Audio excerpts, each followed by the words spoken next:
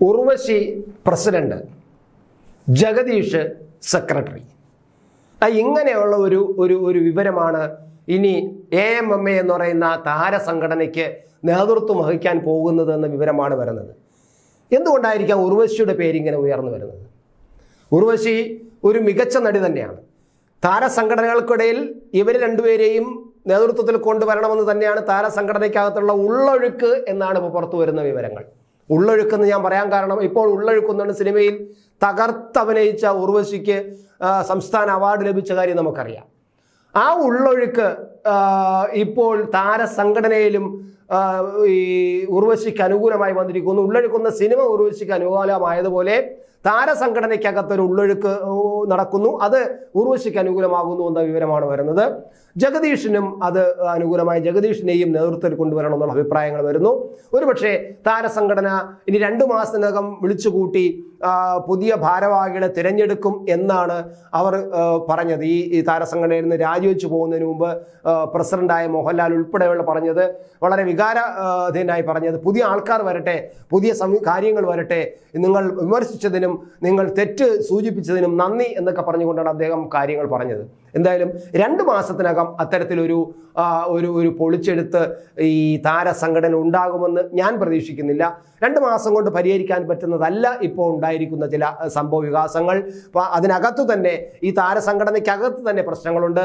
ഇനി തുടർച്ചയായിട്ട് താരസംഘടനയ്ക്ക് ശേഷം അതുപോലെ മറ്റൊരു സംഘടനയുണ്ട്, ഫെഫ്ക എന്നുള്ള സംഘടന. ആ ഫെഫ്ക സംഘടനയിലേക്കും ഈ ഉള്ളൊഴുക്ക്, ഈ താരസംഘടനയ്ക്കകത്ത് ഉണ്ടായ ഈ ഉള്ളൊഴുക്ക് ഫെഫ്കയ്ക്കകത്തേക്കും പിന്നെ പടർന്നിരിക്കുന്നു. ആഷിഖ് അബു അതിൻ്റെ തുടക്കം കുറിച്ചിരിക്കുന്നു എന്നുള്ളത് വിവരങ്ങളും പുറത്തു വരുന്നു. എന്തായാലും ഫെഫ്കയിലും കൂടി അതൊരു ശുദ്ധികലശം ഉണ്ടായി. ഈ AMMA എന്ന സംഘടന രാജിവെച്ച് മാറിയതുപോലെ ഫെഫ്കയ്ക്കകത്തെയും പ്രധാനപ്പെട്ട ആൾക്കാർ രാജിവെച്ച് മാറാനാണ് സാധ്യത.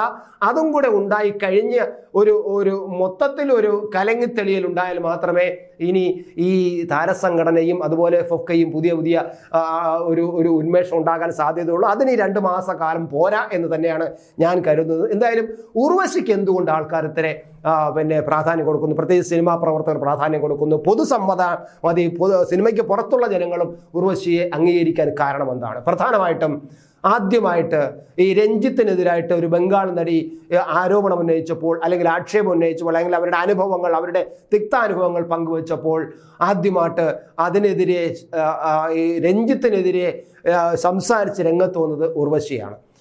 സർക്കാർ സ്ഥാപനമായ, സർക്കാർ ബോഡിയായ ചലച്ചിത്ര അക്കാദമിയുടെ ചെയർമാൻ സ്ഥാനത്ത്, ചെയർമാൻ കസേരയിൽ രഞ്ജിത്തിന് ഒരു നിമിഷം ഇരിക്കാൻ പാടില്ല, ഇറങ്ങിപ്പോണം, ഇറങ്ങിപ്പോയി കാര്യങ്ങൾ നേരെ ചൊവ്വേ അന്വേഷിക്കണം, നടപടി വേണ്ടത് നടപടിയെടുക്കണം എന്ന് പറയാനും അങ്ങനെ ആർജവം കാട്ടിയ നടിയാണ് ഉർവശി എന്ന് പറയുന്നത്. അതുപോലെ തന്നെ മലയാള സിനിമയുടെ ഈ താരസംഘടന കൂട്ടരാജി വരാൻ കാരണമായത് മറ്റൊരു താരത്തിൻ്റെ തുറന്നു പറച്ചിലാണ്. അത് പൃഥ്വിരാജിൻ്റെയാണ്. ആ പൃഥ്വിരാജും ചില അഭിപ്രായങ്ങൾ അധികാരത്തിലിരുന്നു കൊണ്ട് ഈ ആരോപണത്തെ നേരിടരുത്, ഇറങ്ങിപ്പോണം എന്ന് പറഞ്ഞപ്പോൾ പിന്നെ ഈ മോഹൻലാൽ ഉൾപ്പെടെയുള്ള ആർക്കും തന്നെ പിടിച്ചിരിക്കാൻ പറ്റാതെ ആവുകയും അങ്ങനെ അവർ രാജിവെച്ച് പോവുകയും ചെയ്യാൻ ഉണ്ടായത്. അതാണ് ഒരു പ്രധാന കാരണമായത്. എന്തായാലും രഞ്ജിത്ത് എന്ന് പറയുന്ന ഈ മാടമ്പിത്തരം കാണിക്കുന്ന ഒരു വ്യക്തിക്കെതിരായിട്ട് ധൈര്യമായിട്ട് ആർജവത്തോടെ രംഗത്ത് വന്ന ആളാണ് ഉർവശി. ഉർവശിക്ക് പിന്നെ ഇതുണ്ട്, സൂപ്പർ സ്റ്റാറുകളെ പോലും വിമർശിക്കാനും അവരുടെ മുമ്പിൽ പോലും നിന്ന് ധൈര്യമായിട്ട് കാര്യങ്ങൾ ചോദിക്കാനുള്ള ആർജവും ധൈര്യവും ഉണ്ടെന്ന് സിനിമാ പ്രവർത്തകരും അതുപോലെ സിനിമയ്ക്ക് പുറത്തുള്ള ആൾക്കാരും കരുതുന്നു.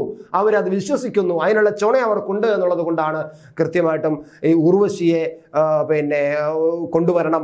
പ്രത്യേകിച്ച് ഒരു വനിത തന്നെ ഈ വനിതാ വിഷയത്തിൽ ആടി ഉലഞ്ഞ ഈ അമ്മയെ തിരിച്ചു കൊണ്ടുവരാൻ വനിത തന്നെ വരണം, ഒരമ്മയ്ക്ക് അമ്മ തന്നെ വരണം എന്ന അഭിപ്രായം ഉയർന്നു. അതുകൊണ്ടാണ്. ഇതോടൊപ്പം തന്നെ ഞാൻ ഒരു കാര്യം കൂടി പറയട്ടെ.